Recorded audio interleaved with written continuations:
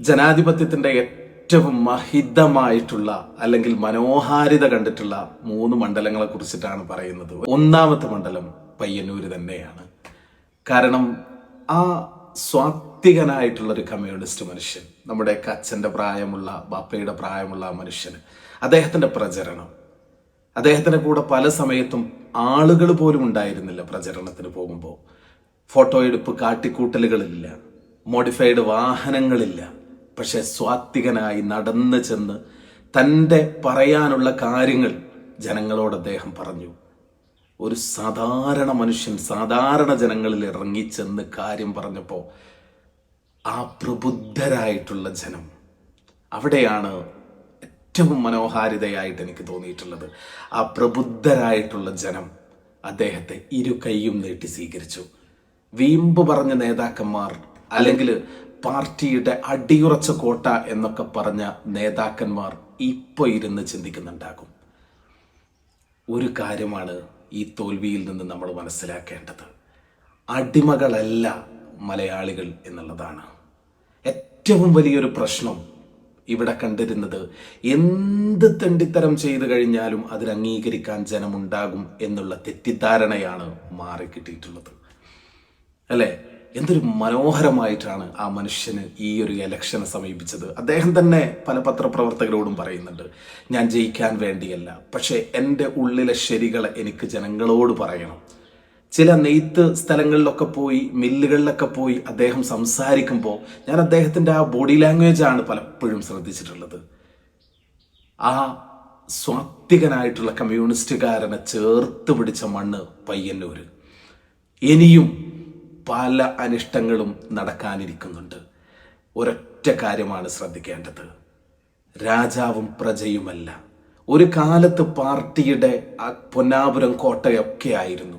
അവിടെ നിന്ന് കടല് കടന്നു പോയി. എഞ്ചിനീയേഴ്സ് വന്നു, ഡോക്ടേഴ്സ് വന്നു, ചിന്തിക്കാൻ കഴിയുന്ന തലച്ചോറുകൾ വന്നു. നിങ്ങൾ ഒരു കാലത്ത് ആ സ്ഥലത്തെ, അല്ലെങ്കിൽ അത്തരത്തിലുള്ള സ്ഥലത്ത് ഉള്ള ആളുകളെ പൊന്നാപുരം കോട്ടയൊക്കെ പറഞ്ഞിരുന്നൊരു കാലം അന്ന് വറുതിയുടെ നാളുകളായിരുന്നു. അത് മാറി. അവരിൽ വിദ്യാഭ്യാസം വന്നു, പണം വന്നു, ഞങ്ങൾ ആരുടെയും അടിമകളല്ല എന്ന തിരിച്ചറിവ് അവിടെ വന്നു തുടങ്ങി. ഇനി ജനങ്ങളുടെ ഇടയിൽ ഇറങ്ങേണ്ട സമയത്ത് ഇറങ്ങുകയും അവരുടെ പ്രശ്നങ്ങൾ കേൾക്കുകയും ഓരോ മനുഷ്യന്റെ അഭിപ്രായങ്ങൾക്കും വില മതിപ്പിക്കുകയും ചെയ്യുമ്പോൾ മാത്രമാണ് യഥാർത്ഥ ജനാധിപത്യം ഉണ്ടാവുകയുള്ളൂ എന്ന തിരിച്ചറിവാണ് ആദ്യം നേതാക്കൾക്ക് വേണ്ടത്. ഒരു കാര്യം ഉറപ്പിച്ചു പറയാം: ഇതൊരിക്കലും ഒരു UDFന്റെ വോട്ടുകളല്ല, കറകളഞ്ഞ കമ്മ്യൂണിസ്റ്റുകളുടെ വോട്ടുകളാണ് അതിൽ ഒരു 45%. ഇനിയും മനസ്സിലാക്കാത്ത ചില അടിമകൾ മാത്രമാണുള്ളത്. അവർ ഒരു കാലത്തും മനസ്സിലാക്കാനും പോകുന്നില്ല. രണ്ടാമതൊരു മണ്ഡലം കണ്ണൂർ ജില്ലയിൽ തന്നെ തളിപ്പറമ്പയാണ്. അല്ലേ? പാർട്ടി എന്ന് പറയുന്നത്, പാർട്ടിക്കപ്പുറത്ത് അതീതമായി ഒന്നുമില്ല എന്ന കാഴ്ചപ്പാടാണ് ഇന്നലെ പൊളിച്ചടക്കിയിട്ടുള്ളത്. ഞാൻ നേരത്തെ പറഞ്ഞ പോലെ ചിന്തിക്കാനും, അതല്ലെങ്കിൽ ഒരാളുടെ അടിമകളല്ല ഞങ്ങളെന്ന് ഒരു ജനതയെ വിശ്വസിപ്പിച്ചു തുടങ്ങിയ കാലം വന്നു തുടങ്ങി എന്നുള്ളതാണ്. പാർട്ടി സെക്രട്ടറിയുടെ ഭാര്യ തന്നെ മത്സരിക്കട്ടെ, നിങ്ങളുടെ മുമ്പിൽ ക്വാളിഫിക്കേഷൻ പലതുണ്ടാകാം, പക്ഷേ അതിൽ നിന്നുണ്ടാകുന്ന അപസ്വരങ്ങൾ ഒരാളെതിർത്ത് വന്നപ്പോൾ അയാളുടെ പ്രശ്നം എന്താണ് എന്ന് കേൾക്കാൻ ഒരു മനുഷ്യനും ഉണ്ടായില്ല എന്നുള്ളതാണ്. അതുകൊണ്ടും അയാൾ ജയിച്ചു എന്നല്ല പറഞ്ഞത്. അയാളുടെ ജയത്തിനുള്ള, അല്ലെങ്കിൽ ഗോവിന്ദന്റെ ജയത്തിനുള്ള പ്രധാനപ്പെട്ട ഒരു കാരണം എന്ന് പറയുന്നത്, വോട്ട് ചെയ്യാൻ വന്ന ദിവസം ആ വോട്ടേഴ്സിന്റെ മുമ്പിൽ വെച്ച്, ആ ക്യൂവിന്റെ മുമ്പിൽ വെച്ച് ഭാര്യയും അദ്ദേഹത്തിന്റെ കുടുംബവും നിൽക്കുന്ന സമയത്ത് നിങ്ങൾ ആ മനുഷ്യനെ കൂകിയാണ് സ്വീകരിച്ചത്. അവിടെ നിന്ന് തന്നെ നിഷ്പക്ഷമായിട്ടുള്ള യഥാർത്ഥ കമ്മ്യൂണിസ്റ്റുകൾ പോലും തിരിച്ചുകുത്തി എന്നുള്ളതാണ് ഏറ്റവും പ്രധാനപ്പെട്ട കാര്യം. ഇതേ തോൽവി, ഇതേ കൂക്കൽ പാർലമെന്റ് ഇലക്ഷനിൽ ഷാഫി വോട്ട് ചോദിക്കാൻ വന്ന സമയത്ത് നിങ്ങൾ കൂക്കിയിട്ടുണ്ടായിരുന്നു. പക്ഷെ ഉൾക്കൊള്ളാൻ സാധിക്കാത്തത് എന്തുകൊണ്ടാണ് എന്നുള്ളതാണ് മനസ്സിലാക്കാത്തത്. ഉൾക്കൊള്ളാൻ ശ്രമിച്ചു കഴിഞ്ഞാൽ കമ്മ്യൂണിസം അതിൻ്റെ ഏറ്റവും മനോഹാരിതമായിട്ടുള്ള ആ ഒരു പ്രവർത്തനത്തിലേക്കും എത്തും എന്നുള്ളതാണ്. പിന്നെ മൂന്നാമത്തൊരു മണ്ഡലം എന്ന് പറയുന്നത് കൽപ്പറ്റ നിയോജക മണ്ഡലമാണ്.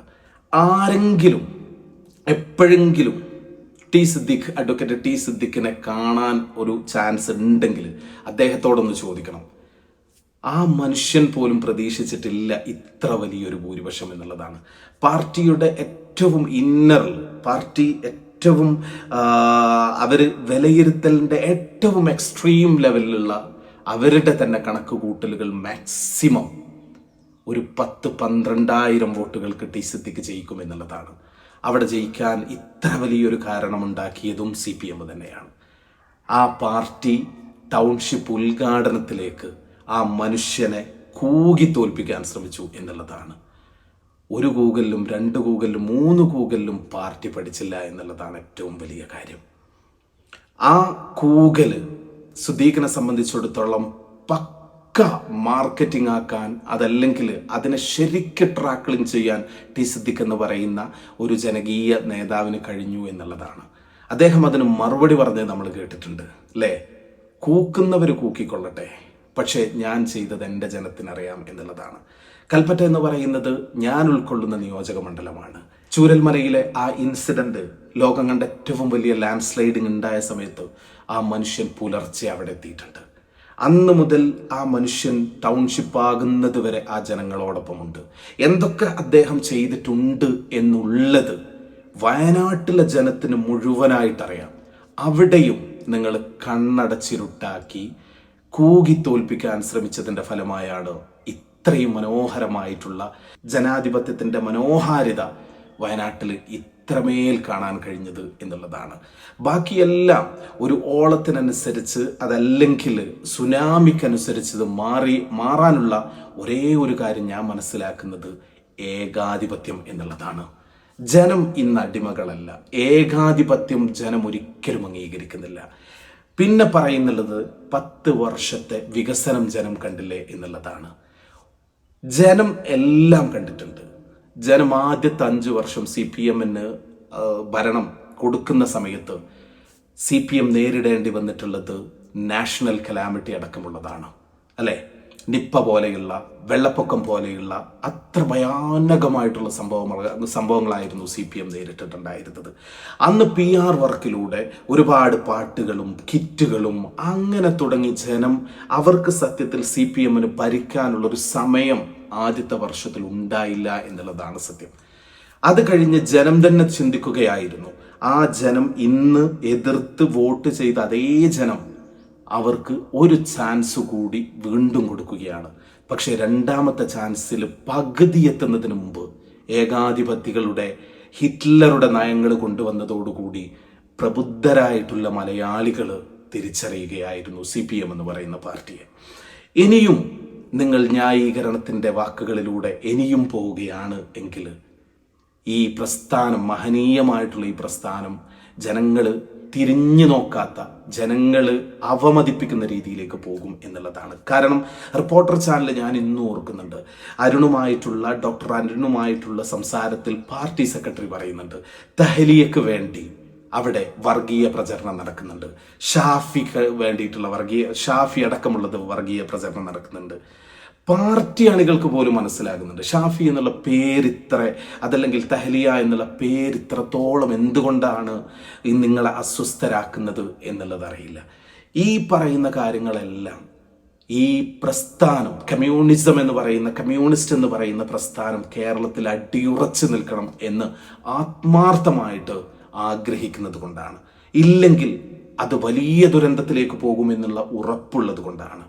മനസ്സിലാക്കാൻ ഇനിയും സമയമുണ്ട്. നേതൃത്വത്തിൽ നിന്ന് ഏകാധിപതികളെ മാറ്റി നിർത്തിയേ പറ്റൂ. പിന്നെ എന്താണ് പ്രസന്റായിട്ട് നടക്കുന്നത് എന്ന് ആലോചിക്കാനും പഠിക്കാനും അതിനനുസരിച്ച് മാറ്റം ഉൾക്കൊള്ളാനും കഴിയുന്ന നേതാക്കളെ കൊണ്ടുവരിക എന്നുള്ളതാണ്. ഇതിനേക്കാൾ വലിയ പരാജയങ്ങളൊക്കെ പാർട്ടി അഭിമുഖീകരിച്ചിട്ടുണ്ട്. പക്ഷേ ഈ ഒരു ജനാധിപത്യത്തിലെ ഈ കഴിഞ്ഞ ദിവസം നടന്ന ഇലക്ഷൻ കൗണ്ടിൽ നിന്ന് പഠിക്കാൻ ഒരുപാട് കാര്യങ്ങളുണ്ട്. ഏറ്റവും പ്രധാനപ്പെട്ട ഒരു കാര്യമെന്ന് പറയുന്നത് ഏകാധിപതികളെ ഒരിക്കലും അന്നും ഇന്നും ചരിത്രം മാപ്പ് കൊടുത്തിട്ടില്ല എന്നുള്ളതാണ്.